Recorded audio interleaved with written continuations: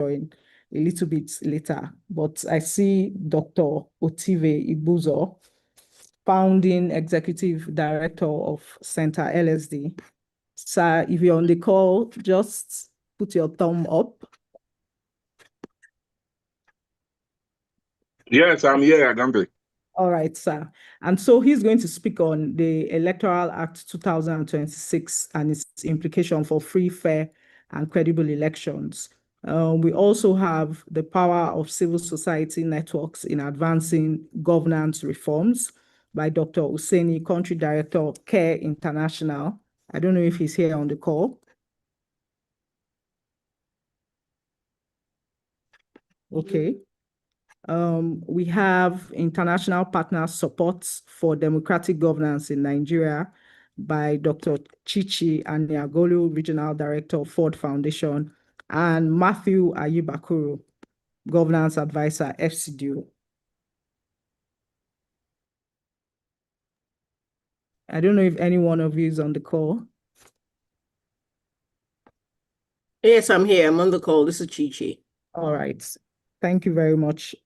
And we also have two other speakers who will be talking on roadmap for coordinated civic engagement and accountability. So we have Andrew Mamedu, Country Director of ActionAid, and Comrade Hawa Mustafa, convener of Motion. We already know that Andrew is here. I don't know if Comrade Hawa Mustafa is on the call.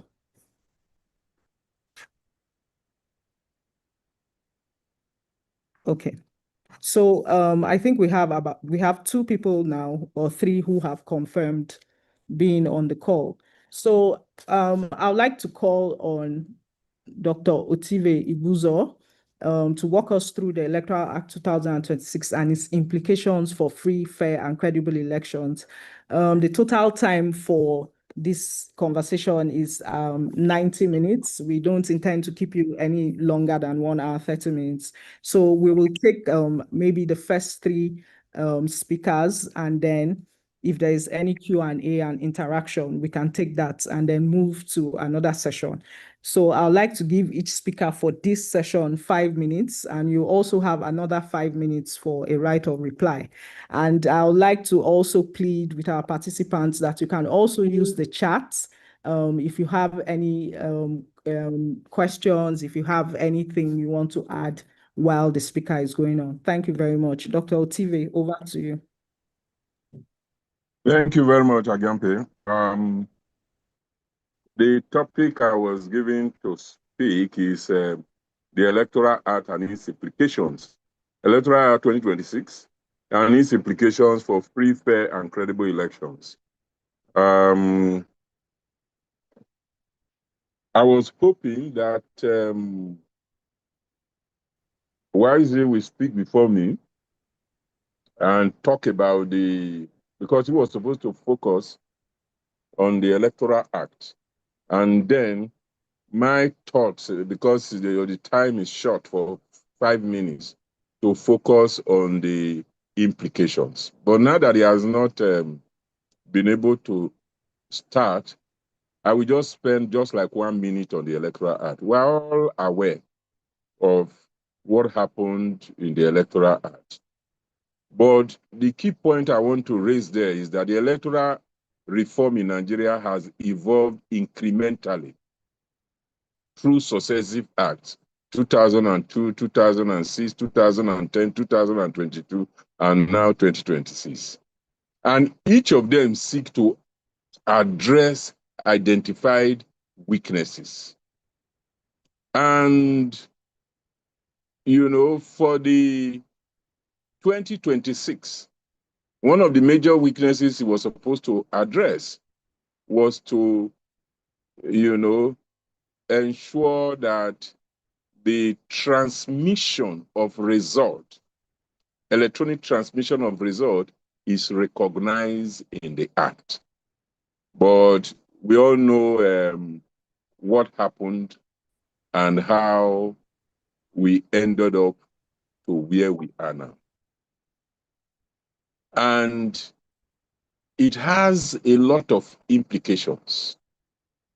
The first is actually even the process itself of passing the Electoral Act, it showed clearly that there is a contradiction between citizen aspirations and political elite interest. The citizens and civil society strongly supported the earlier version passed by the House of Representatives, which contains stronger safeguards for electoral transparency and accountability. But as we all know, the House reversed itself. So what citizens want in terms of transparent election, accurate vote counting, electronic transmission of results, accountability of electoral officials, and reduction of electoral fraud is different from what the major political elite wants, which include electoral ambiguity, institutional weakness, control over the electoral process, which allows for manipulation of electoral outcome. And all of these have implications for free, fair, and credible election. My argument in this presentation is that the implication is clear. It did not meet the aspiration of citizens, but for me, the critical point is that electoral reform alone is insufficient to bring credible elections. The credible elections require active citizen vigilance. And my argument is that we should not make the mistake of the 2022 Electoral Act, when many people, including INEC officials and civil society, were not conversant with the provisions of the Act during the elections. So for me, one implication of it is that we need to popularize the content of the Act, the one that has been passed, while bringing out the weaknesses and struggling for review, which I think is very unlikely. But there are some progressive contents which can make election credible, which I think we should look at. And it has serious implications for strategic programming priorities for civil society for credible election. And I want to quickly, for the remaining part, mention at least 7 of them. Number 1 is strengthening of political parties. And the key action should be training party agents, deploying agents at all polling units, monitoring collation centers, and monitoring the electronic transmission of results. Because strong political parties serve as institutional safeguards against electoral manipulation. The second is that we need to quickly roll out nationwide mandate protection program, a comprehensive mandate protection program that will include polling unit monitoring, parallel vote tabulation. I know Yaga has been doing this, but this time around, we need to make it nationwide. Everybody partnering with Yaga to have it so elaborate, to have parallel vote tabulation, and to announce to the country, everyone we know that we are tabulating, and we should release the result as soon as the election is over. And then the issue of rapid incident reporting and legal response team. The third thing is monitoring campaign finance. You know, there is campaign ceiling, but nobody monitors it. If you see the money they spend on media alone, it goes way ahead of the ceiling. So we need to report violations and public exposure of illegal funding. The fourth thing is monitoring of INEC operations. INEC should be monitored throughout the electoral process, particularly recruitment of ad hoc staff I can tell you that most ad hoc staff in many states of the Federation are recruited with active connivance of governors.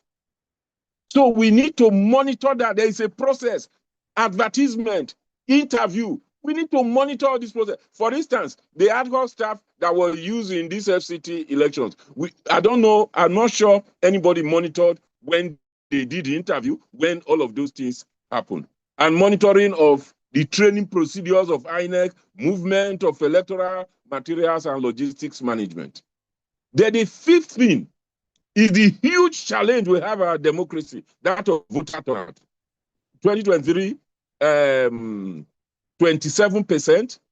The last FCT election was 5%. And this election, obviously, when I was calculating most of the results that come out, is less than 10%. So what we have is not democracy, because democracy is majoritarian rule. What we have is minority rule, because a few people and the politicians, the way they behave, if the voter turnout is low, then you can just mobilize a few of your party diehards and it gives you victory. So we need to program for voter turnout in terms of voter education campaigns, structured dialogue platforms, youth mobilization, women mobilization, mobilization of persons with disability, and so on and so forth. And then the 16th is monitoring security agencies. In fact, there are lessons from the Police Service Commission. I had the opportunity of serving in Police Service Commission between 2008 and 2013. What did we do? For every election before especially the 2011 election, we deployed monitoring teams nationwide, provided telephone hotline to report police conduct. We monitored police behavior during elections. And what was the result? The intervention significantly reduced police involvement in electoral malpractice. And actually, if you will recall, police were publicly commended for professionalism during the 2011 elections. We need to partner with the Police Service Commission to do that in a large scale. And then the final point is monitoring media fairness. Media plays a critical role in elections, and the key actions to be monitoring media coverage, ensuring equal access for all political parties. All media houses are guilty of this, giving undue coverage to some politicians to the detriment of others. And so our role as civil society include monitoring the elections, monitoring the stakeholders, voter education, advocacy for reforms, and exposure of violations. So in conclusion, because I just have 5 minutes, I've argued that the Electoral Act 2020 falls short of our expectations. While on the one hand, we are struggling for amendment so it will be in line with our expectation. Concurrently, we should take the law, look at the positive provisions that can lead to fair, free, fair, and credible elections and begin to mobilize. Because for me, the implication is clear. Citizens, political parties, civil society must intensify vigilance across the entire electoral cycle, because the future of Nigerian democracy depends not only on electoral laws, but on citizen engagement, institutional accountability, and democratic vigilance. Thank you very much for listening. Thank you very much, sir.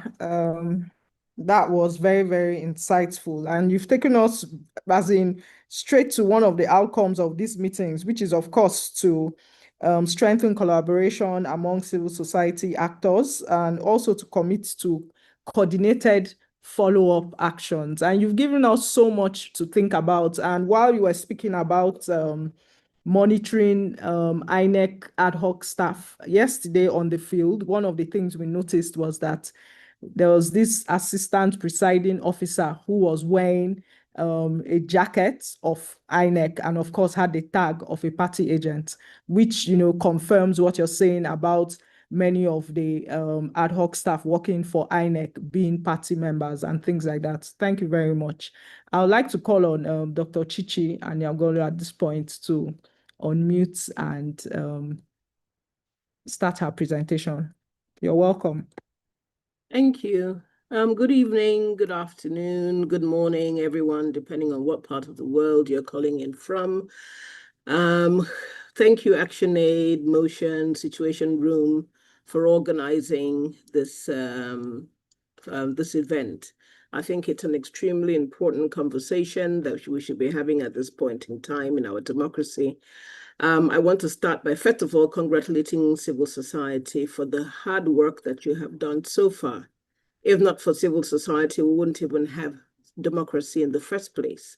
A lot of the people who are circumventing our democracy were not there when civil society organizations and individuals were in the trenches in the 90s, fighting for us to have a democracy so that everyone in Nigeria can have a say in how he or she is governed.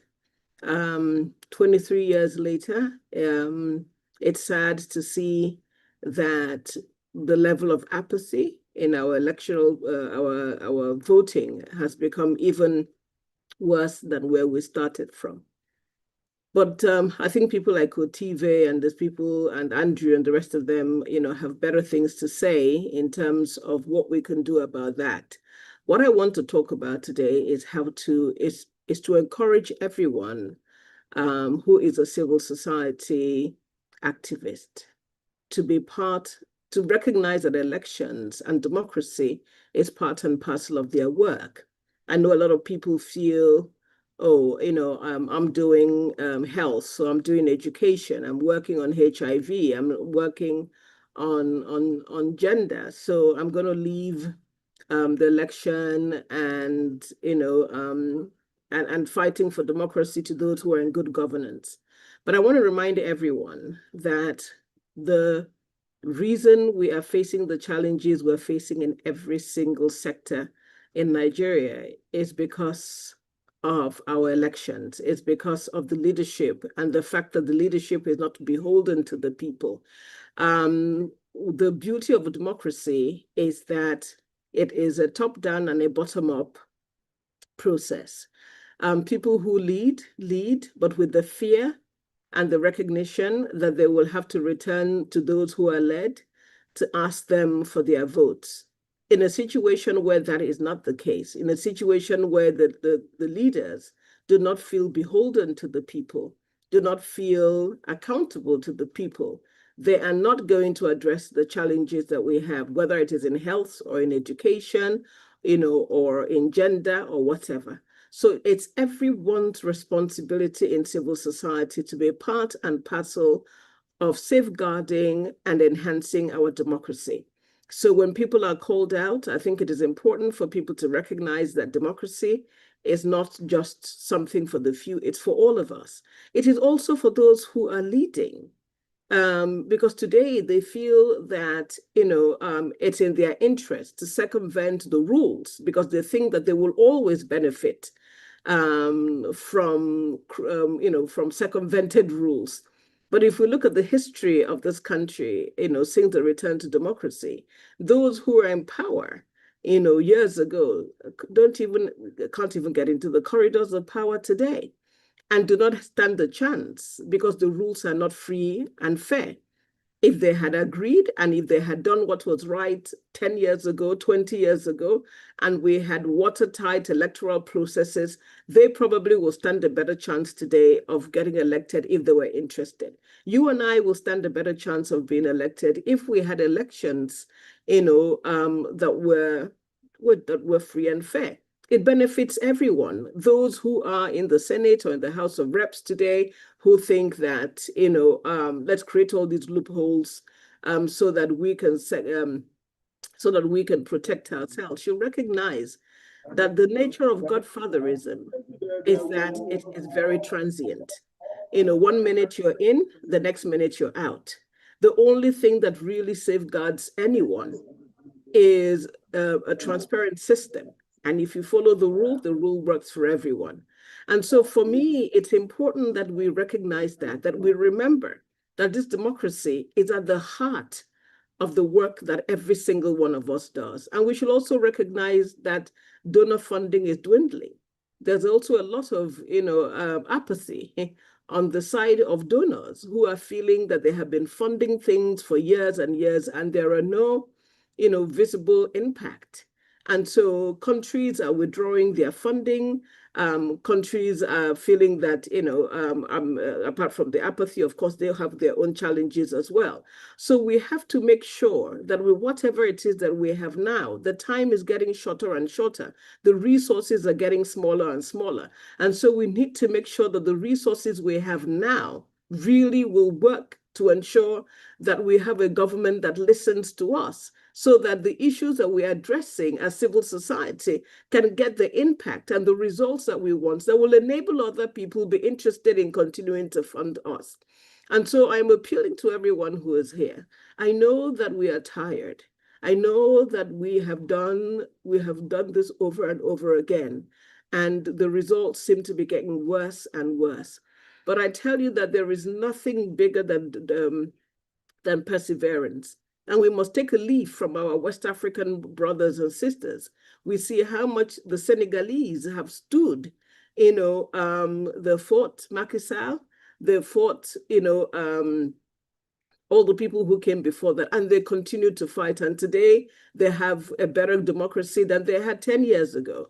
The same thing from our neighbors in Ghana. The system will always fight back, but we have to be more and more resilient. I know that it is tough. I know that it is hard.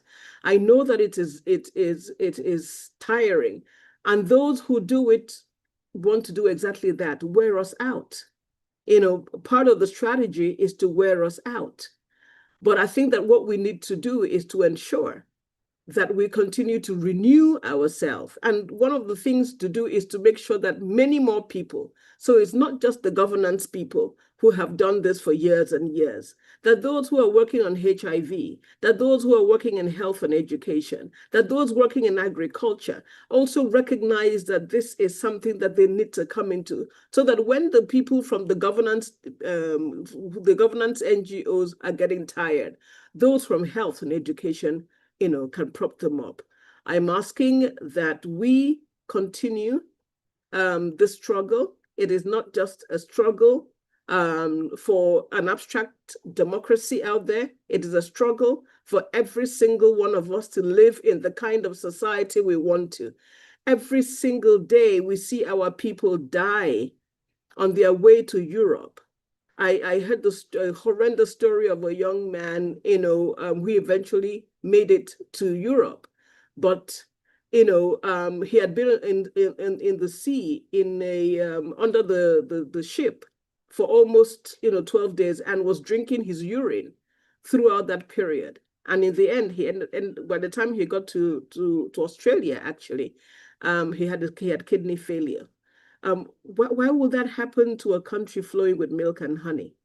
When are we going to get to a stage where we're like, we have a country where people should be swimming across the ocean to come to, and not the other way around?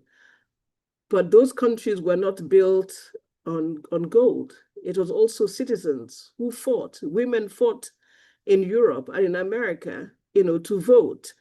African Americans fought to have the right to be called human beings. Latin Americans, everywhere in the world, people fought for the life we now want to just swim to and enjoy.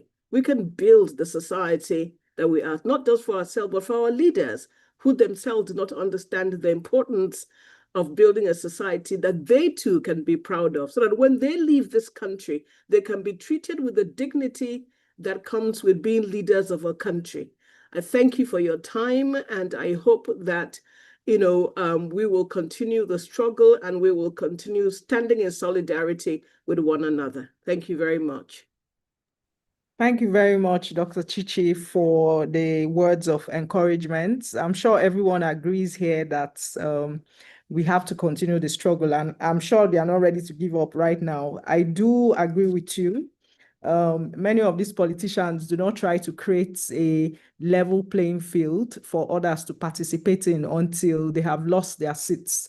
And then they realize that they can't come back. And so we'll continue to push for that space to be opened up for anybody, especially for young people who also want to participate in our governance. I'd like to call on Matthew Ayibakuro for his own intervention. And I see that Dr. Hosseini Abdu has joined us, so he will come next. Matthew, please. Thank you very much, Agampe, and good evening, everyone. I think I should start by saying thank you for the opportunity to share my reflections on the role of civil society in strengthening Nigeria's democracy this evening. I should also join other speakers to thank the Civil Society Situation Room, Action Aid, and all the other partners who've come together to put together this most seasonable conversation. I acknowledge and appreciate Dr. TV and Dr. Chichi for the very insightful thoughts they've shared already. And in the spirit of Sunday, I guess I should say thank you for blessing us with your views and your positions this evening. I'd want to just start quickly by reflecting a bit on the state of Nigeria's democracy, set a bit of baseline for this conversation. I think we'd all agree that Nigeria stands at a very critical democratic point. This is often said by people when they speak about democracy in Nigeria, but there are very few moments since 1999 that can be considered as decisive as the moment we are in right now. After more than 2.5 decades of uninterrupted civilian rule, democracy in Nigeria is no longer about the transition from military rule and the trade-offs between military rule and democratic rule anymore. We should be talking really about democratic consolidation. But the trajectory we've seen over the last couple of years is basically forcing us to think not just about consolidation, but of democratic legitimacy. By this, I mean, yes, we have democratic institutions. Yes, elections are held. We do have transitions happening, changing government from one to another. Yet, at the same time, citizen confidence in democratic processes and outcomes appear to be in steady decline. If you look at the recent data from Afrobarometer in 2025 of their nationwide survey for Nigeria, it actually shows that about 92.8% of Nigerians believe that the country is going in the wrong direction. Only 6.4% of Nigerians believe that we're actually going in the right direction.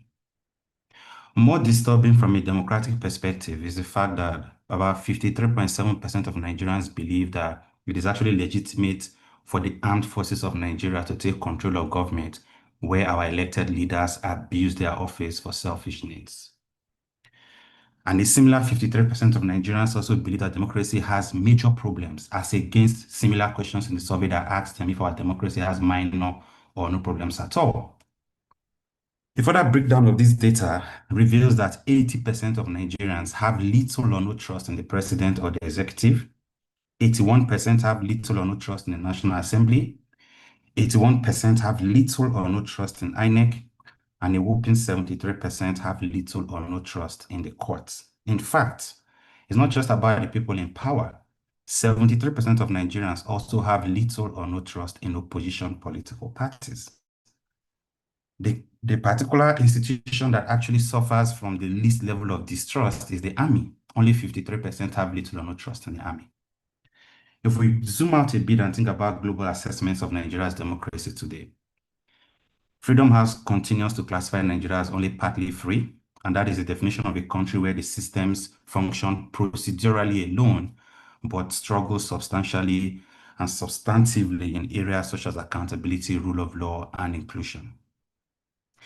What Nigeria is experiencing right now today is therefore not democratic collapse, which is going to be really obvious if that was what it was happening.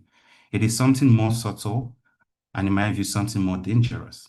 It is a gradual democratic erosion that is basically driven by declining trust of citizens in democratic processes and in democracy itself. Our experience as Nigerians at the moment is testament to the thesis that democracies rarely fail overnight. They just weaken and they wither slowly as citizens actually start to doubt if participation in democracy really matters at all. In this context, the role of civil society becomes not just central, but indispensable. And I agree with Dr. Chite about the role that Nigeria society played in the fight for democracy and continues to play until today. But this role is even more important when you consider the fact that the next general elections in 2027 will unfold in a very complex environment that is shaped by economic pressures, insecurity and displacement, and a rapidly evolving digital political space. It is clear that the next general elections will depend not just on the usual and very important points that Dr. Tiva has referred to around election administration and what INEC is doing, but it's going to depend largely on whether citizens feel politically inclined to participate in the process at all. So what can we do in this context as civil society? I'm just going to throw 5 quick points on that as I wrap up. The first things we can do on elections specifically is that I think we need to move from election and stakeholder monitoring to a continuous accountability paradigm. Civil society continue to monitor elections and observe what stakeholders are doing. That is really important, but we need to then move a bit beyond just saying this is what they've done on election day to how we actually hold them accountable for the wrongs that happen during those elections. The second point is how we safeguard civic and digital space. Relating that to the first point, there can really be no accountability if the rights to freedom of expression, the right to freedom of assembly, and liberty in particular are not protected. We need to continue to support each other to ensure that there is no way civic and digital space are actually in any way or form constrained if we have to drive democratic governance. The third point is that we need to continue to transform the role of youth engagement. YAG Africa recently released a voting intention survey that showed how disengaged young people are becoming with participation in democratic processes. We all know the Japa syndrome. Young people really feel like there is no hope anymore in this country and they should just get out and try to make a life for themselves. And we have to try to think of how we change that. There are a lot of young people who continue to do very strong and serious work in the country. We need to think of how we deepen that. The two last points I want to share is that I also think there is a need for us to strengthen civil society coalitions, but also broaden democratic coalitions. We have to, as Dr. Chichi said, move beyond just the civil society people that work on democracy to look at the media, professional associations, traditional institutions. We have to define and streamline the stake of all these stakeholders within Nigeria's democratic consolidation and outcomes. Civil society alone cannot strengthen democracy. We need to get everyone to pitch in. And finally, perhaps most importantly, we all have to grapple with the challenge of rebuilding citizen trust in democratic institutions and processes. There is really no straightforward answer to this. Dr. Chichi has shared some views on this already, and I think it would be great to hear the views of other panelists and participants on how we actually go about building this trust, because we saw civil society do a lot of this in 2023 to get citizens to believe in the electoral process before whatever happened in 23 happened. How do we get about doing that again? My one view on this is that civil society must engage from a place of understanding and acknowledgement of the stake that they have in the leadership and the resources and the stability and the future of Nigeria. Beyond engaging in one-off interventions in the democratic space or during elections, civil society must demonstrate the same levels, and for the lack of a better word, I'm going to say desperation. We must all demonstrate the same levels of desperation to secure the soul and future of this country, the same level of desperation that we see corrupt politicians, lethargic legislators, and corrupt judges do. We must actually demonstrate the same levels in the future of this country. We have to show that desperation is not just the reserve of selfish and corrupt politicians, that those who are promoting good governance and democratic principles are just as desperate to ensure that this country works for everyone. At the end of the day, organized civil society organizations and leaders are also representatives of citizens because you speak for the ordinary citizens.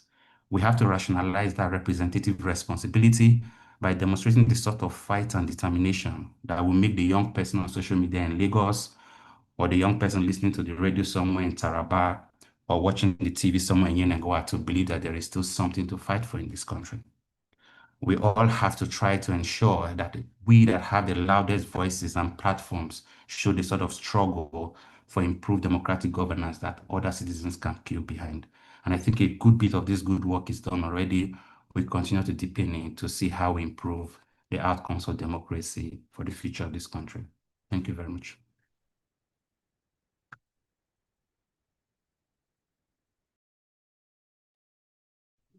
Thank you very much, Matthew. The beginning part of your presentation was quite bleak with the figures from the percentages from Afrobarometer, but you know, it also helps to sort of give us a perspective of what people are thinking. If 81% of Nigerian citizens, I'm sure it might even be more, have no trust in public institutions, including judiciary, executive, and the legislature, then we are really in big trouble. But you've given us food for thoughts. Thank you for your insightful suggestions at the end. We were going to take 3 presentations and then take some sort of question and answer session.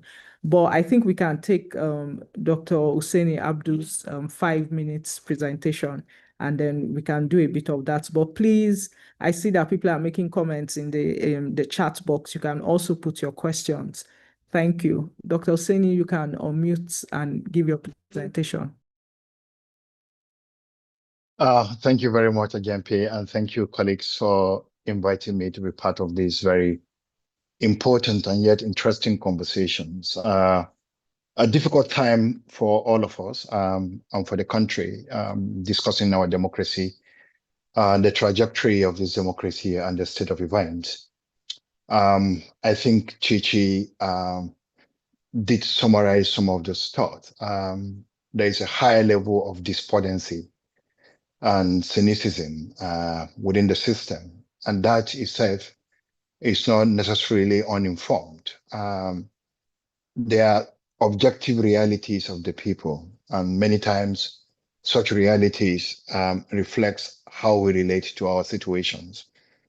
Of course, we can easily say that this is not time for us to organize. Probably, maybe we should be organizing, but that level of resilience is not everyone that has it. And so conversations like this helps in building better solidarities, creating more understanding, inspiring all of us to recognize that democracy itself is a process. It is not built in one day, and it is not a linear movement. You could actually make 1 step forward and make 3 steps backward. Your capacity to sustain it depends on recognizing that those reversals are fundamentally part of the struggle. And then how do you keep that moving?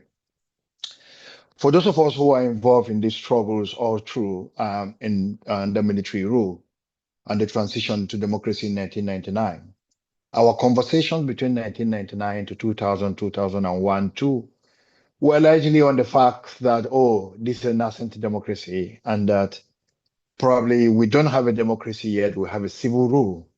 And our expectation was that the civil rule will give us room to organize. It will give us space to re-examine ourselves, and it will allow us have the voice to engage. And through that process, we can now have a democracy. Unfortunately, that, just like what I was saying, is a simplistic linearization of democracy. There is a journey that can go through that linear process. Unfortunately, that happens not to be the case. By 2000, when Nigeria begins to descend into violent conflicts, violence in Lagos, violence in Kaduna, violence in Kano, violence in Jos, everywhere. Our narrative at that time was basically that these violence are happening because the military rule had forcefully held people together, and democracy has given us a sense of breather, and then we are beginning to express ourselves. And that sometimes once those expressions happen, they can be very civic, and sometimes they can actually be very uncivic. And that actually informs some of those violence that we experienced on those time. Yeah, a lot of us agree with that narrative and that theorization of what the violence was at that time. And I knew for those who follow events in this country, you can remember some of them, whether it is the OPC in Lagos, or it was the Sharia riot in Kano, in Kaduna, sorry, and then the violence, conflicts in Miss World and all those things that were happening. But the realities of today tells us that it was actually beyond what our understanding was at that time. There are objective conditions that are actually fueling this, and we have seen violence cascade. We have seen it transition from those communal violence to what we'll experience in terms of banditry, insurgency, almost in different part of the country. And today, our country, we have never experienced in this level of insecurity in the history of the country. And so when people think about when their existential condition is put under the slate and is deeply questioned, elections become not so important to them. It is about their life. And for me, that is one of the major gaps in terms of our work. I know people have said these stories around what we can do on our elections are fair, but I want to approach this conversation in a very different way, where I recognize what we did as civil society and all our struggles and the excellent work we have done. And like Titi mentioned, we wouldn't have been where we are today as a country, even with the little and imperfect system that we have today. We wouldn't even have had it without the role that every one of us as civil society organizations and others actually played in moving us to where we are today.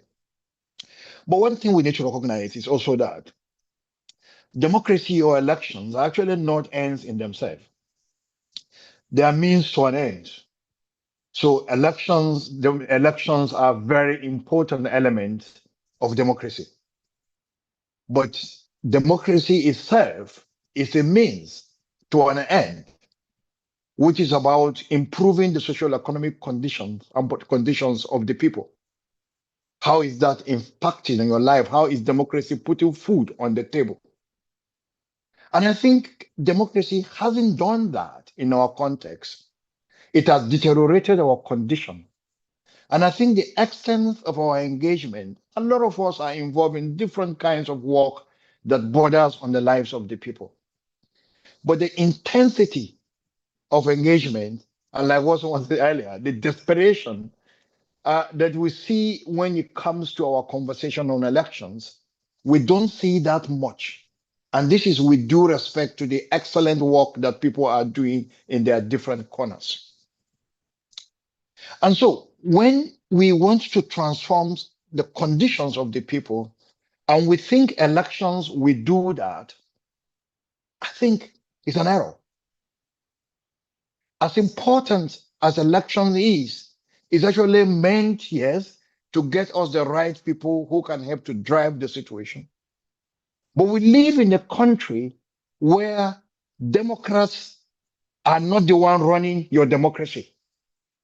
The people running our democracy don't believe in democracy. And for them, their relationship with our democratic processes, including its institution, is very opportunistic. And for them, democracy is good only when it serves their interests. And it is bad once it doesn't serve. And they will do everything possible, including capturing the state, manipulating the system, undermining processes, for them to actually remain where they are. And so when you are dealing with that situation, you have to recognize that your elections cannot be better than your society. The character of our election is a reflection of a larger system of our society.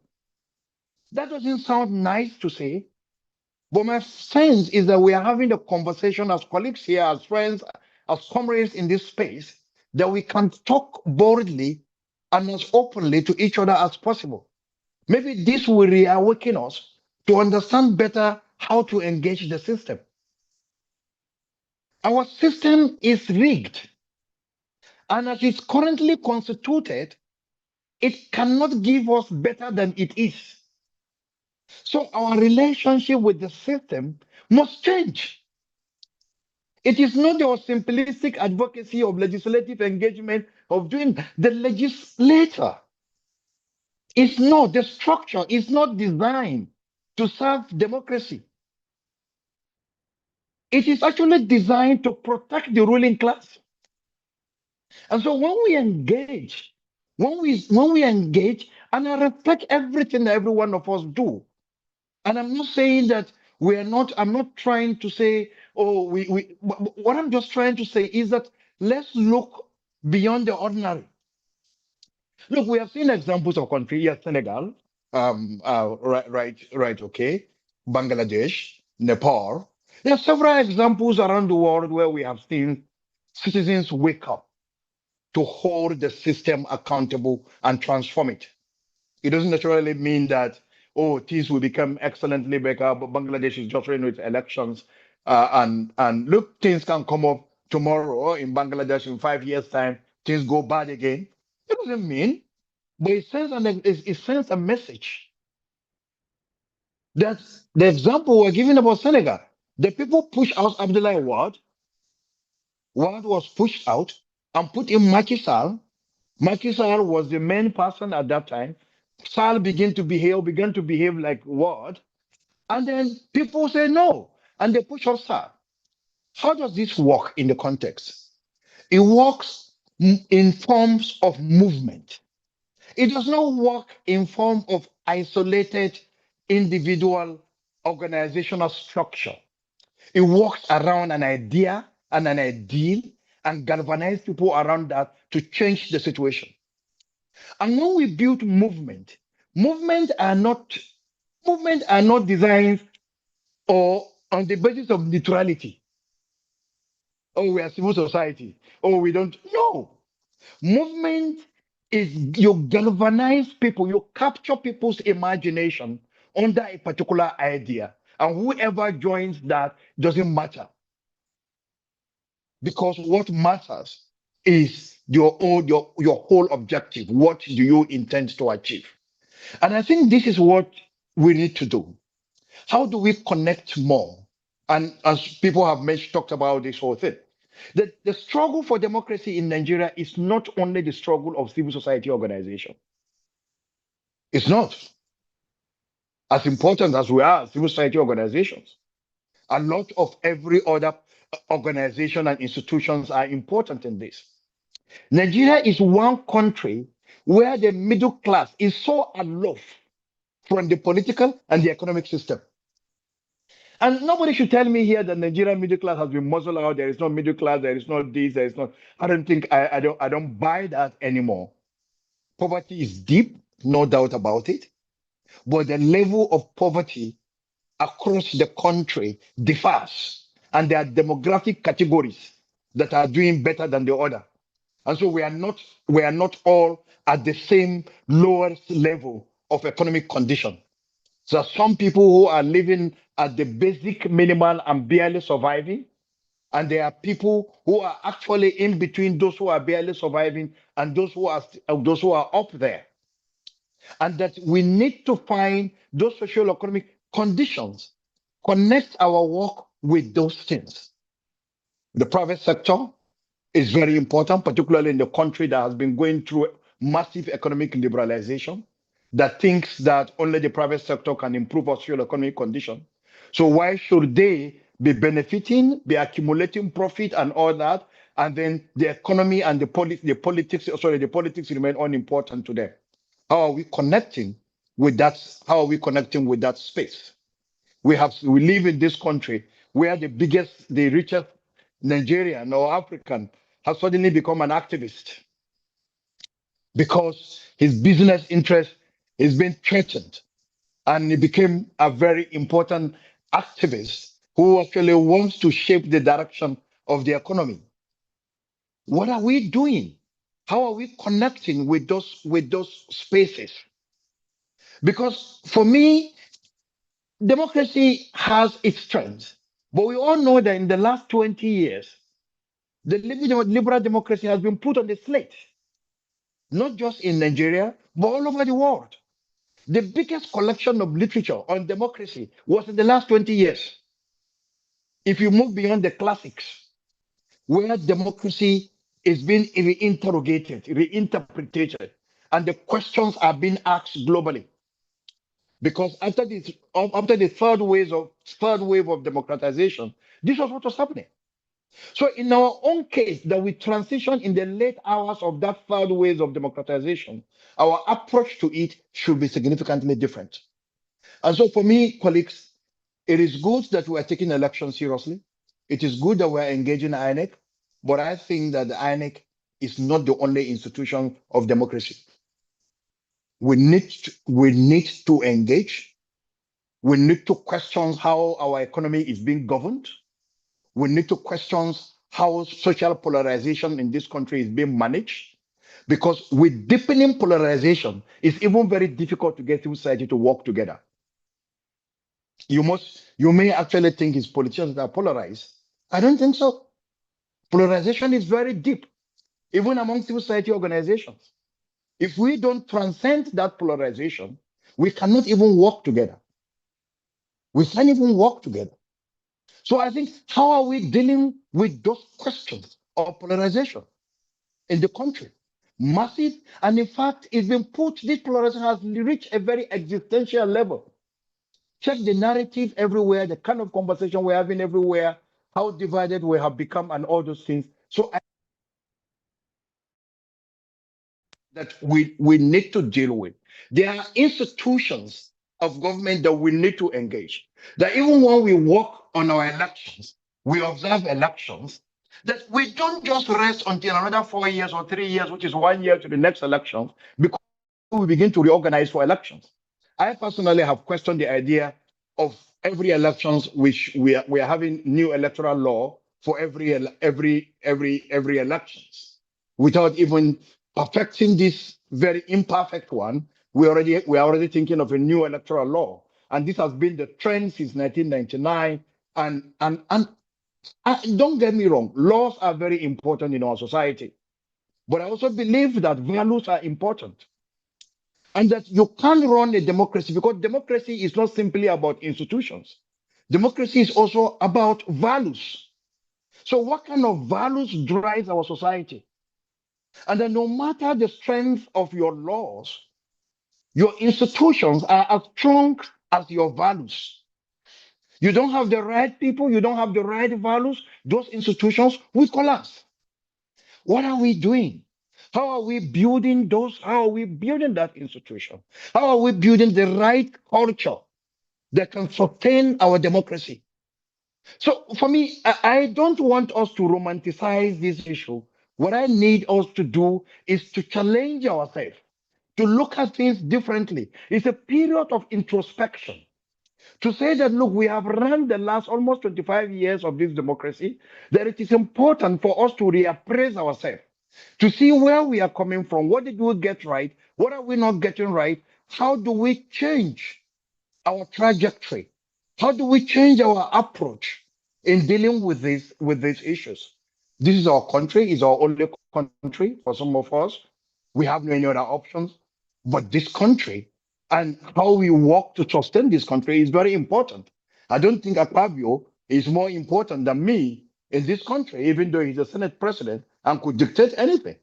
So I think this is kind of conversations that I think we should have, and we should continue to push. I don't think it should be a one-off thing. I think it should be a continuous conversations as members of the civil society, even including bringing more people who may not have this traditional approach to our NGO-led kind of civil society movement. How do we get more people to join us in this conversation? And then we make this conversation not about the next election. I think this conversation should be about the future of Nigeria. It's not about the next elections.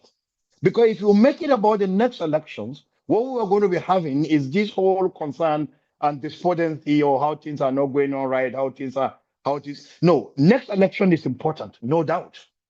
It is very important. If we get it right, it can set the next direction. But the election is as important as the future of the country. And this is the kind of conversation I want to see us have. I thank you very much. I didn't have any written text. I was just speaking to the issues, and it's coming straight from my heart. Thank you very much. Thank you very much, sir. That was very interesting, and maybe that's why I allowed you carry on beyond your 5 minutes.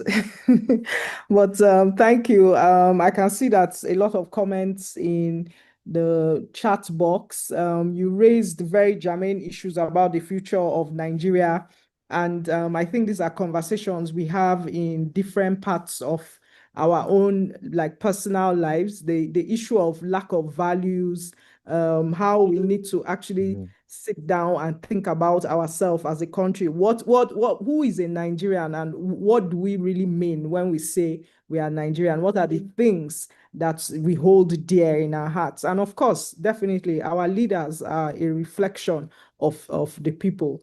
I think I'll just open the floor for 5 questions so that we can hear other voices. But there are quite a number of comments in the chat. I'll pick out about 5 after that and read them out. But if you want to ask a question and you have to address it to someone, please, 1 minute, just raise your hand.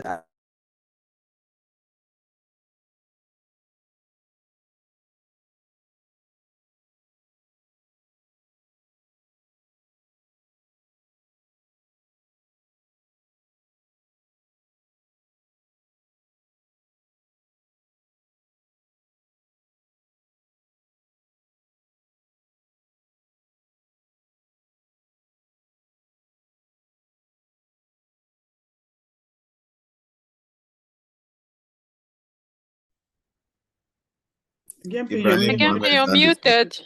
You're muted.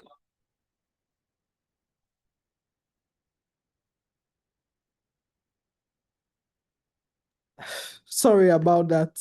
I was saying the first hand I can see is Ibrahim Umar Mohammed. You can go ahead and ask your question.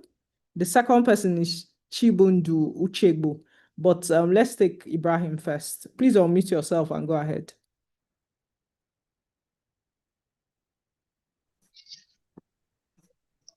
Good evening. Can you hear me, please? Yes, please go ahead.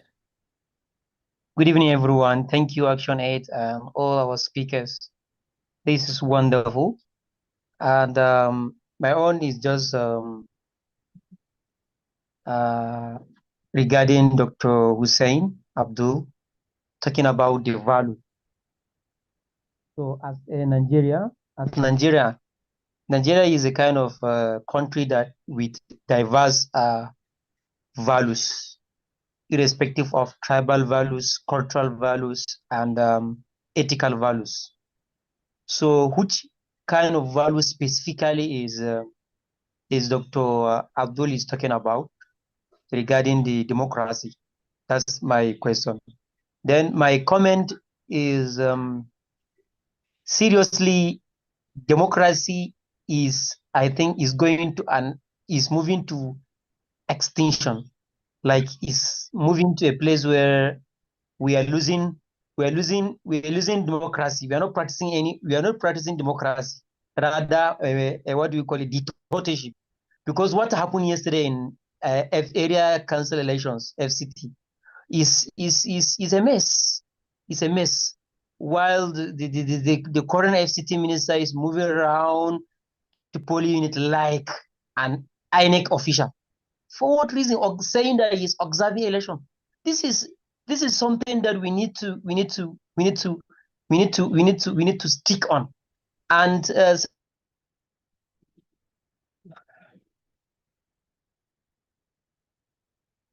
all right, thank you, Ibrahim. I think Dr. Husseini will note that down. Chibundu Uchegbu, please, can you unmute yourself and go ahead? Just 1 minute, please.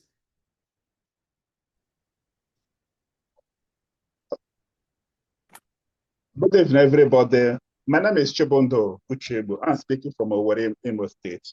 My question goes to Dr. Otivi Buso. Doc, good evening. In the course of your presentation, you encourage citizens to intensify vigilance concerning election issues in the country. Yeah, civil society is doing a lot to promote electoral integrity, doing awareness and advocacy regarding the election. And politicians are advancing electoral fraud in the country with impunity, without consequences, without punishment. So, Dr. Tive, in this circumstance, how do we intensify vigilance because politicians are advancing electoral fraud without punishment and without consequences. Thank you, sir.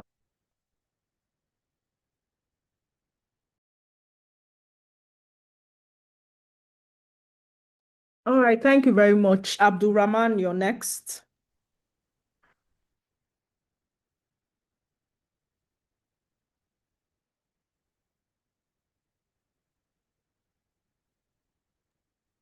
Abdul Rahman Ayuba. You're unmuted, but we can't hear you. Okay, so Chima Williams, please can you ask your question?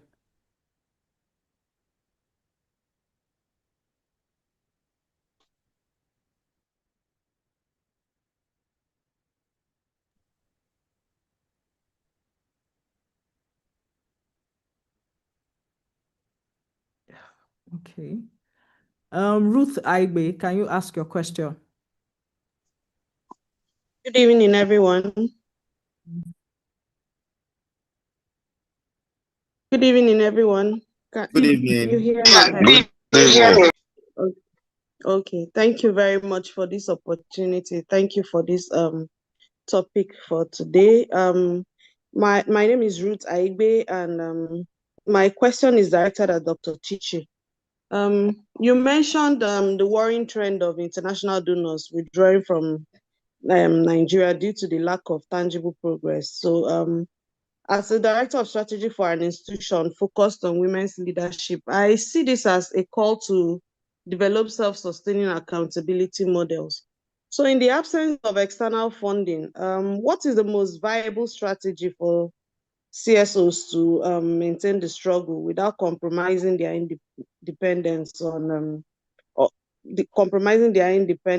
or becoming vulnerable to local political capture? So I'd like to get your view on that. Thank you very much for this opportunity.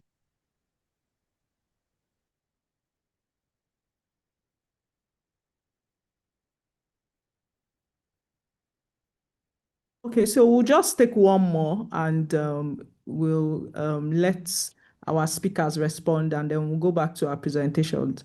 So Yemi Osai, please. All right. Thank you very much. Good evening. Please, can you hear me?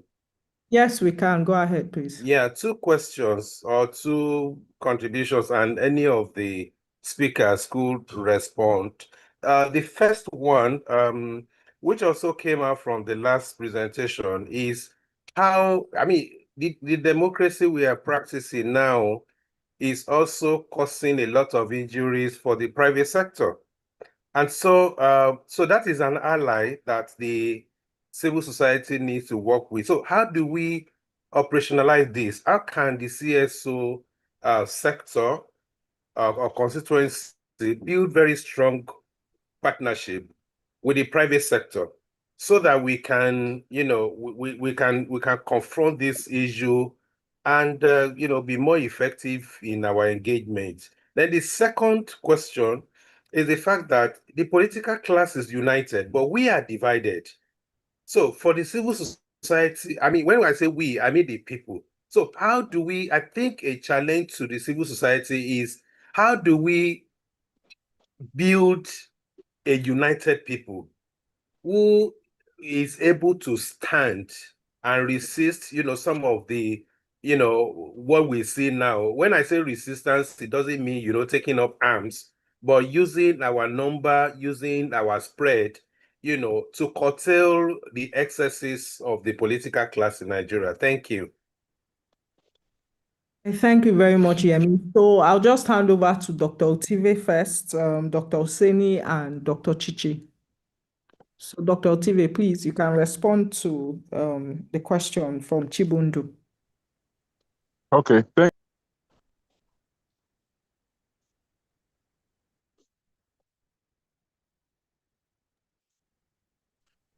Ross, you're muted. Otive, I'm noted. Thank you very much. These are very good and useful questions. Chibundu Chebu talked about citizens that I argue that citizens should be vigilant, but politicians are doing electoral fraud without consequences. I think that is the very reason why citizens should be vigilant.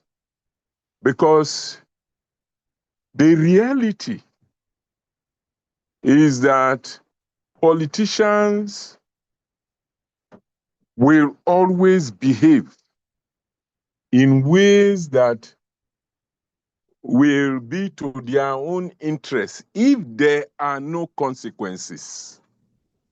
Let me give an example.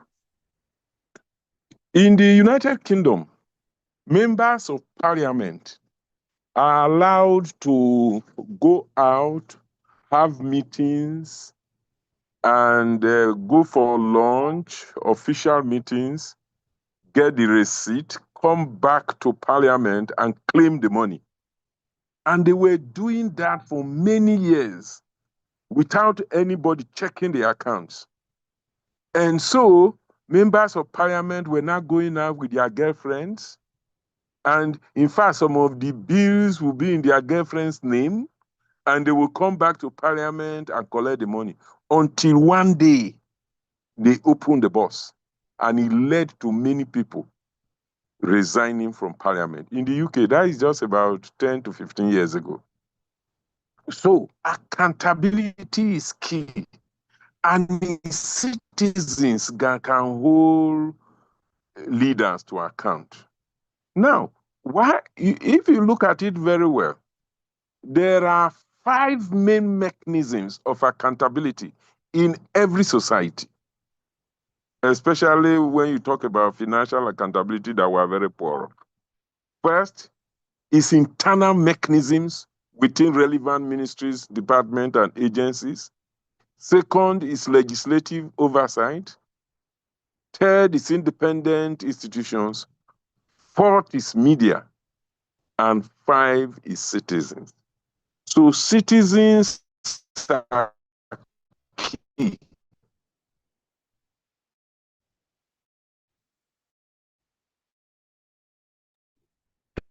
We can't hear you again, sir. To holding election to preventing experience. Hello, can you hear me now? Can you hear me now? Agampe, can you hear me now? Hello, can you hear me now? Yes, sir. Yes. We can hear you. We can hear you Yes, now. we can hear you. We can hear you. Okay, so I'm saying that citizens are key. Citizens are key to holding politicians.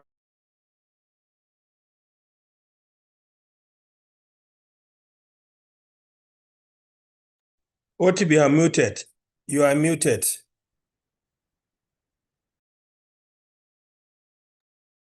So I was saying that citizens are key to holding politicians to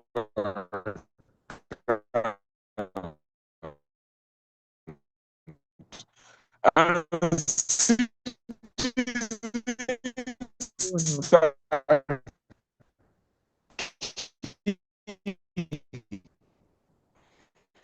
There's a glitch. You are dancing, you know. There's a glitch. Making election to be credible. Most This is times we have probably teamwork. In fact, Otubo is in any one village politician in that Delta. listens to the no, I'm in the Federal Capital Territory. This I'm your in the network. Federal Capital Territory. This your network is like something like Well, a that's why we cannot Delta transmit you. network. I am in the Federal Capital Territory, Abuja. And we're having this type of network glitch. Okay, Okay, sir. so let me just round up if you can hear me.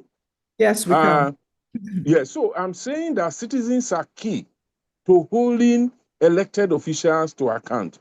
That most times we appeal to politicians not to rig elections. Nobody will listen to those appeals. In fact, any politician who listens to it will be rigged by others. The surest way for election is that citizens, including political parties, are able to monitor themselves, monitor electoral officials, monitor every stage. Citizens will protect their mandate to ensure that there is election. And when we talk about this citizens. And I like the point some other people made, that it's not just about formal NGOs. Like somebody talked about the problem of funding. For instance, NLC does not need funding. NBA does not need funding.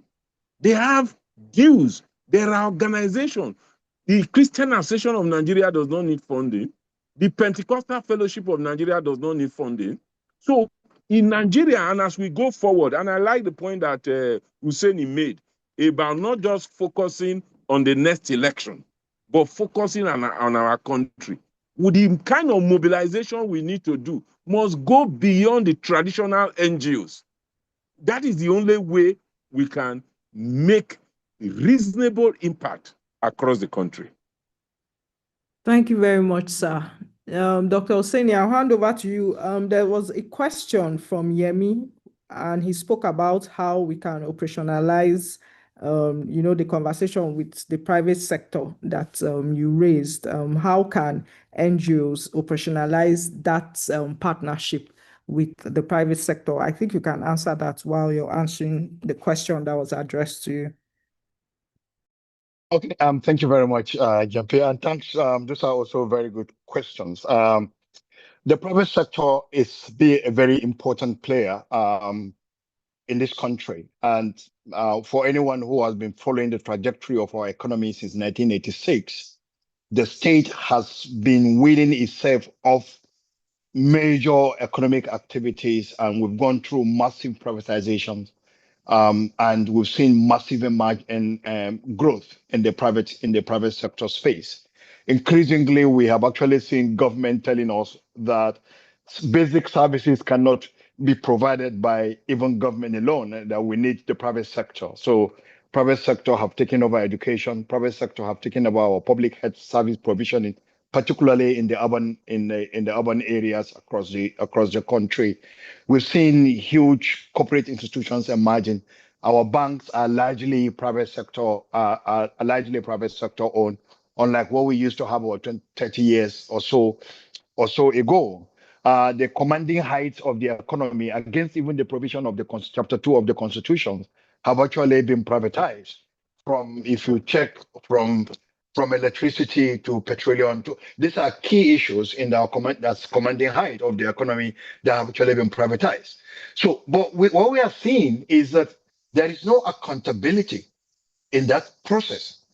So there is no strong connection between citizens and that sector. There are two dimensions of engaging the private sector. One, for me, is to elicit the private sector engagement and involvement in the conversations around democracy and governance in the country, because the character of governance impacts on the profitability of those private institutions themselves.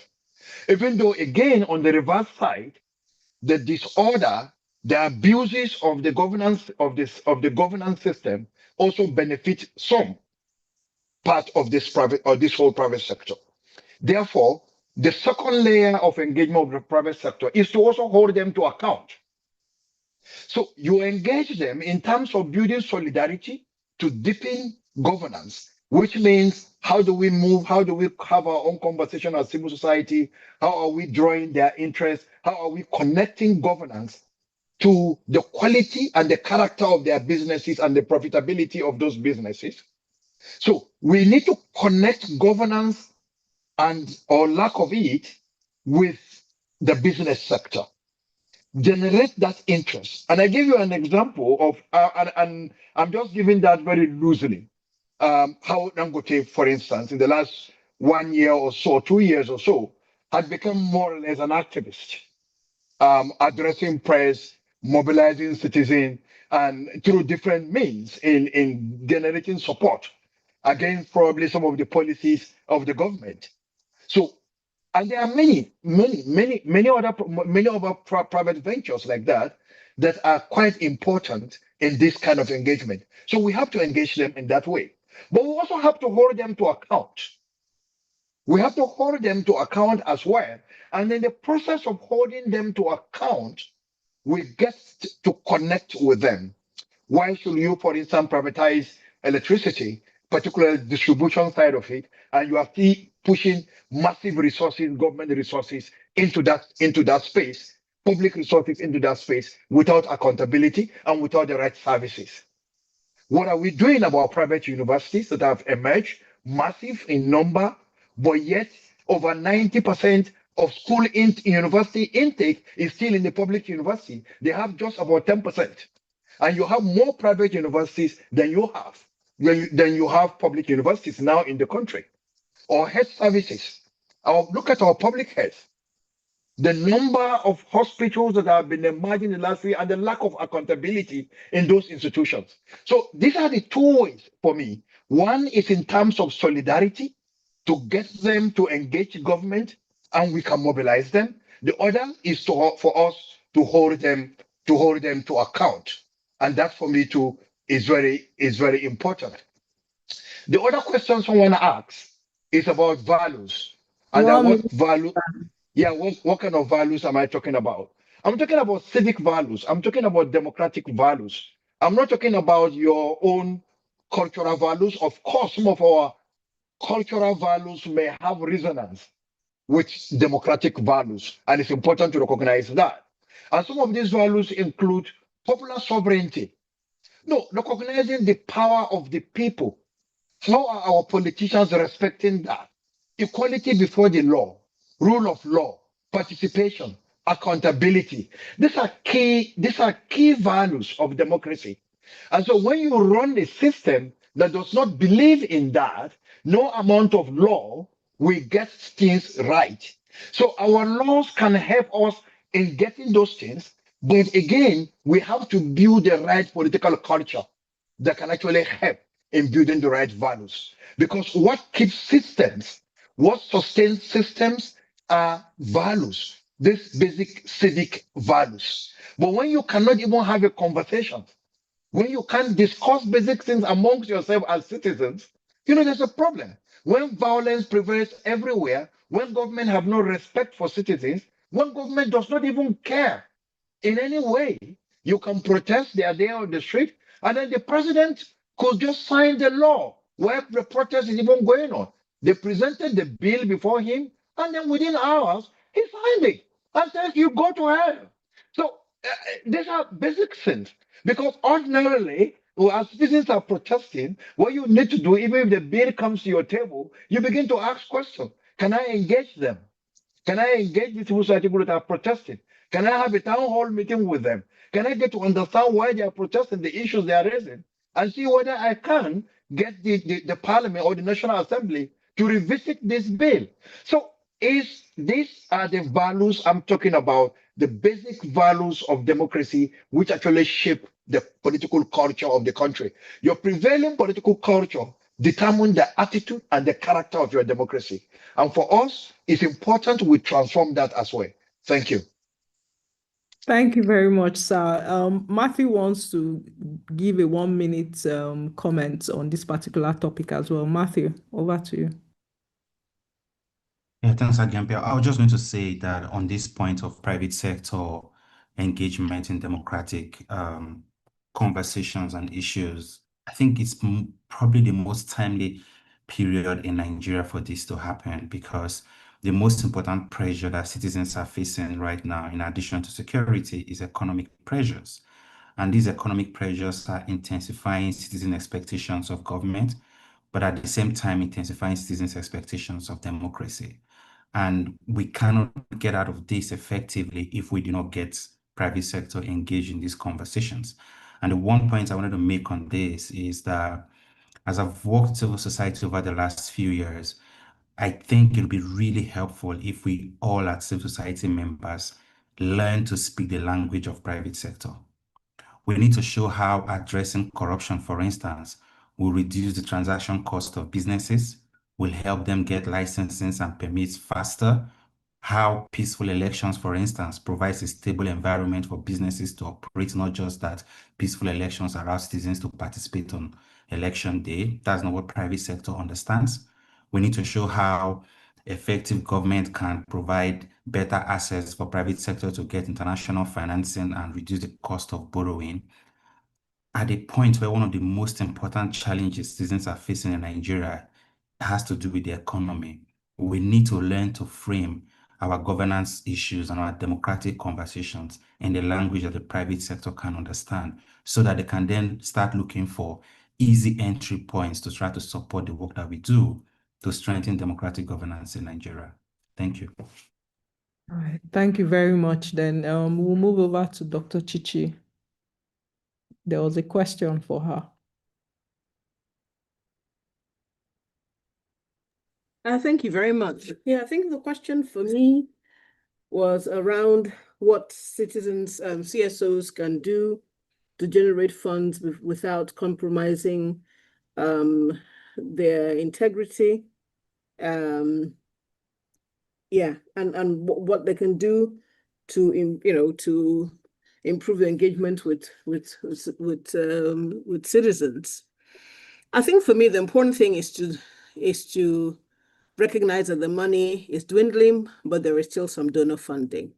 So the issue is, how do we ensure that the money that we have now, that we are using it in a way that will ensure that we have the results that we want to see? We have to have a sense of urgency.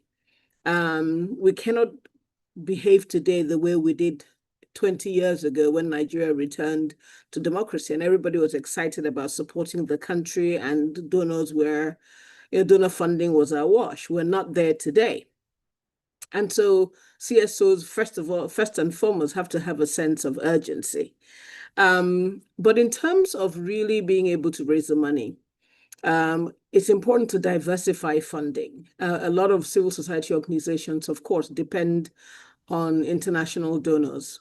But we know that the highest amount of funding to this country, that more than quadruples all ODA to Nigeria, is remittances.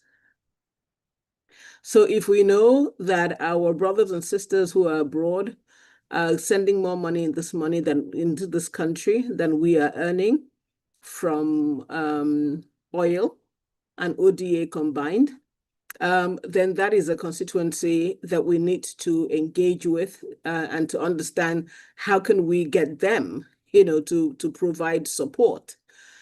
But in addition, it's also important for us to look inwards.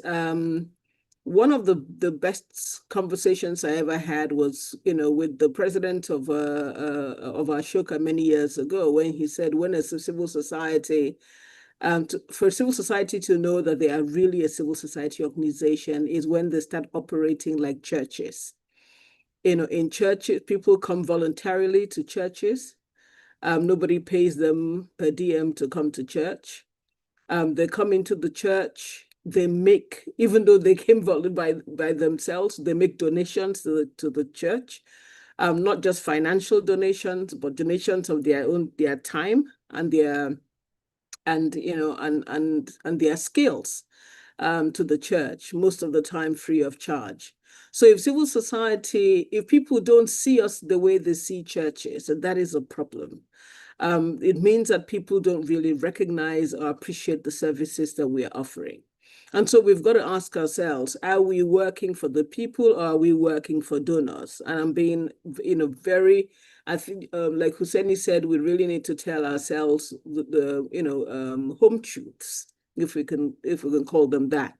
So if people feel that civil society organizations are working for them, are doing what they're interested in, I can tell you for a fact that they will provide support. And I'll give you a very simple example. I think he's actually even on this call, but I know someone who just started, an advocacy around the tax bill and decided that he wanted to, he was going to engage the government and felt that the new tax bill needed, to be reformed, that it wasn't in the best interest of the people. And, he really started an aggressive campaign. This was about 2 months ago. And individuals have been calling him up and saying, how can we help? What can we do? Somebody actually, he shared a text with me that someone said to him, I'm tired, I am defeated, I can't do what you're doing, but I'm so glad somebody is doing it. So the only way I can assuage my conscience is to support what it is you're doing. Please send me an account. And this is somebody he doesn't know from Adam, who sent him $500,000 naira towards the campaign. So what I know is that Nigerians are looking for leadership. Nigerians are desperate for leadership. And I think that the challenge that we have is that we've moved away from providing that leadership at the grassroots level, at the community level, you know, and also at the professional level, because most times we keep talking about rural people. I actually argue that the Nigerian middle class is the least politically engaged of any middle class of anywhere in the world. The amount of work that the middle class do elsewhere, you know, to engage in politics is something that we don't do. You don't do, I mean, I think Matthew was talking about making sure that we engage the private sector and engage, you know, I think Husseini talked about engaging professional institutions, you know, and increasing the civil society beyond NGOs. And that's extremely vital. How do we get, you know, the Manufacturers Association of Nigeria to become interested in democracy? How do we get, you know, the Medical Association? Why are you always going on strike? You know, when you will not engage in the budget process. You know, if you're part of the budget process, then the chances are that, you know, what you are looking for or what you are demanding will be part of the budget if you are part of the budget process to start with. But if you come to the end of the process, you're not part of the process, and every day you're going on strike and allowing Nigerians to die in hospitals, then you are part of the problem, not the solution. But how do we get, you know, those people to say, well, the challenge I'm having is leadership. The leadership we're having in the country at this point in time is not recognizing our needs. And that's the point I made at the beginning of you know, of my talk, to say that, you know, I know Husseini talked about our ethics and our being you know, the leadership being a reflection of us. But the reality is that without the right leadership, there is no way we can have the ethics that we're talking about. Without ensuring that the right people, you know, are in place. And sometimes, of course, in a democracy, you make mistakes. But the fact that people can elect and remove people in government is the most important aspect of a democracy. And so leadership should not be something that, if you present yourself as a leader, you cannot turn around and say, well, you know, I'm no better than the followership. Then why are you the leader? Why do you present yourself as a leader if you're no different from everybody else? Nigeria needs luck. We need to get lucky. Most countries that were able to turn the tide were lucky. And the luck they had was that somebody, you know, became elected or maybe shot himself into government, but somebody who cared about the country, who cared about the values, who cared about citizens, somehow found themselves in a leadership position. And we're saying that the way we want to do that is to allow the electoral system to work. Nothing else, as far as I'm concerned, is more important. I know we can talk about values, we can talk about this, but how do you do that? You know, if the wrong person, if you're not in a position to elect the person who is in power, and then to remove them if you realize that you made a mistake. How do you engage with the person on ethics? How do you engage the person with anything? But going back to the question, and finally, you know, I just need to say that part of what we also need to do as civil society is to think about our communication and our language. You know, why politicians are extremely effective, and I think Matthew talked about it, is that they talk about the bread and butter things that matter to people. When we talk about the rule of law and governance and, you know, election election laws and the rest of the things that ordinary people, you know, just can't engage with. But if we look at one of the most successful protests that we had in Nigeria against the government, it was when fuel crisis when the fuel price was raised under the Jonathan administration. People understood that. People went home for Christmas and then they couldn't get back to their places of work because suddenly the price of everything had gone up. And, these protests broke out all over the country. Today, we're not able to mobilize in that kind of a way because we're not talking about bread and rice and beans. We're talking about the rule of law and, and really very important things. But the citizens just can't engage with that. So I think that one of the things that CSOs need to do, we all need to do better, is to improve the language, to become more engaged with the things that people are interested in. And that's also how we're able to raise more money. Somebody talked about the private sector. There's so many services that civil society organizations can provide to the private sector, and will be paid for. CSOs are excellent at supporting government to develop policies. We've done it in education, in health, in everything. The private sector, the policies that come out of the private sector, have remained a challenge. And I believe it because CSOs are not a part of it. But what the private sector does is wait for the policy to come back and then begin to protest that this is not a good policy. But they can work with civil society organizations, to work with government to come up with a policy that works for everyone. But these are spaces that CSOs have to begin to get into. These are things that we need to do as donor funding dwindles. We need to really begin to provide services. If you're a health NGO, you need to set up a clinic. If you're an education NGO, you need to set up a school.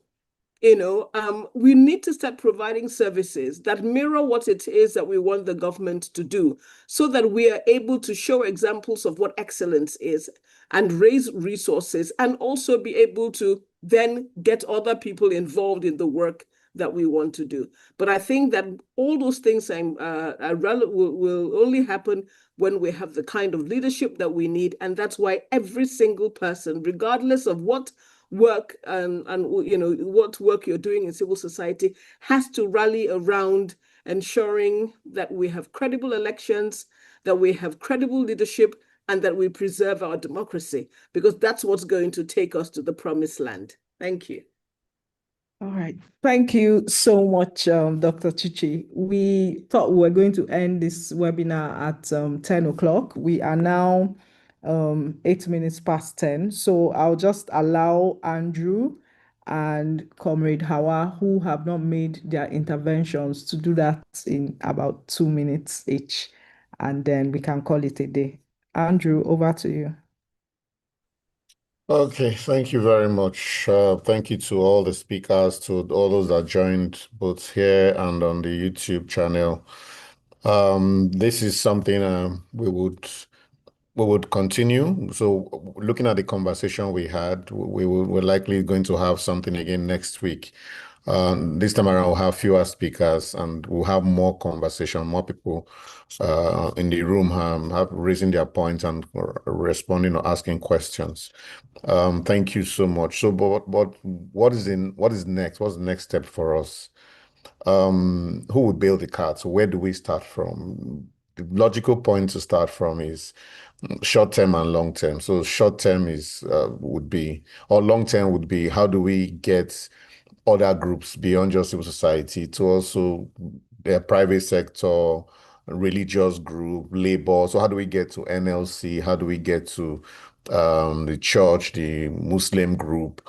How do we get to all of this group to join forces in this engagement that we are doing? We are not, the one that is ahead of us right now is the Electoral Act. So the Electoral Act has just been signed in so long. So the clause around the electronic transmission is still very, very hot and very controversial. So as civil society, what do we do? Do we still want to ask for an amendment like Hussaini mentioned? You can amend it, so but that's not the only solution we have. Do we want to push for that? Do we want to mobilize ourselves? So it's with this kind of number, it's easier if we're doing a nationwide engagement.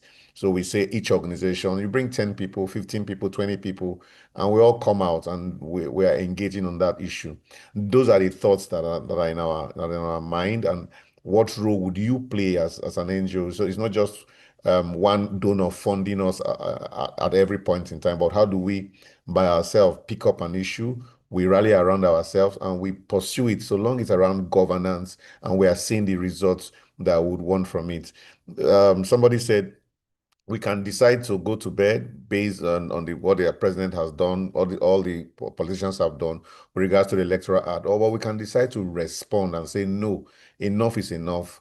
Yeah, but let us have like a pushback and tell the government that no, we reject this. Yes, we accept all the law that has been signed, but this aspect, this particular one, we are asking for an amendment. You can amend one part of the act. So you can ask for amendment of one part of the act. That could be what we are doing. So for going forward, we are suggesting that we have this again next week, same time, 8:30, not 8 o'clock this time around, but it will be concise, it will be fewer speaker, and we'll come up with clear actions, clear plan, because we can't do that right now. Clear plan and clear actions that we're using going forward. We have a group called Motion, Movement for the Transformation of Nigeria. It's made up of, is a movement of movements. So you can join. I'm sure the link will be on the platform. You can click the link and join. You will get some of the information and all that.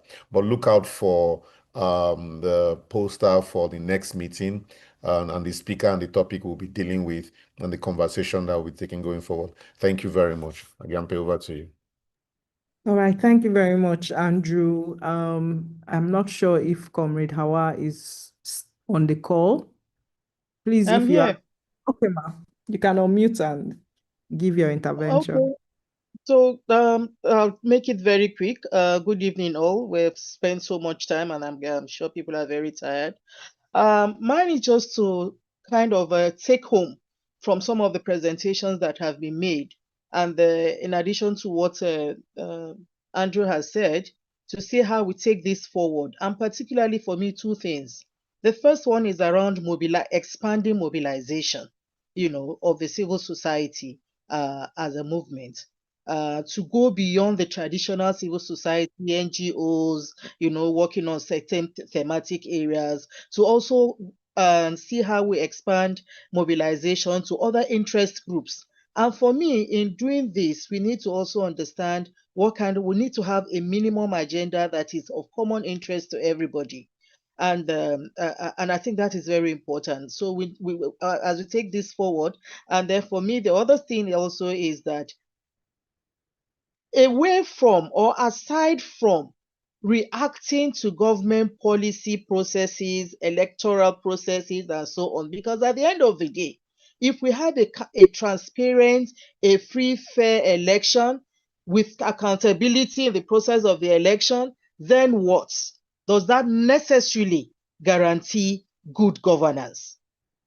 Considering the kind of system that we're running today, does it necessarily guarantee? And I also think for us, we need to also think beyond even the election, beyond, after election, then what? What kind of agenda, do we need to be pushing, for democratic participation? And I think that's what brings me to my mind that in the future, we also need to begin to think of alternative policy agenda, that we craft as civil society organizations and engage the government with this, mobilize around this and engage, government and with this alternative policy agenda in the area of health, for instance, in the area of education. If this is what is on, what do we need to do? Because one of the things again with Nigerians is that people are so completely dismayed. People are so completely demoralized. It's like at the end of the day, people are feeling that whoever comes to power is the same thing, not them. So how do we assure Nigerians that even outside a transparent and a fair and free and fair electoral process, that the type of governance that comes out is one that acknowledges and relates with the needs of the people? So for me, I think as a take home, these are the things that we'll be taking home and they're thinking through for further discussion and deeper conversation. Thank you. Thank you very much, Comrade Hawa. Your points on expanding mobilization to other interest groups, that's well taken, and the alternative policy agenda. So there are quite a lot of comments in the chat box. I'm not sure we can read all of them now, but I just want to say thank you to the participants for putting them there. They will form part of the notes for these meetings. There are so many of them, and some of them actually give suggestions and solutions to the conversations that we've had this evening. So on that note, I'd like to say thank you to everyone. Thank you to the speakers for the wonderful contribution. I don't think we expected to stay this long, but we are 15 minutes beyond our time. And besides, tomorrow is a Monday morning, and we've taken people out of their Sunday evening relaxation. So thank you very much. We'll look out for the flyers for next week, Sunday. Have a good evening.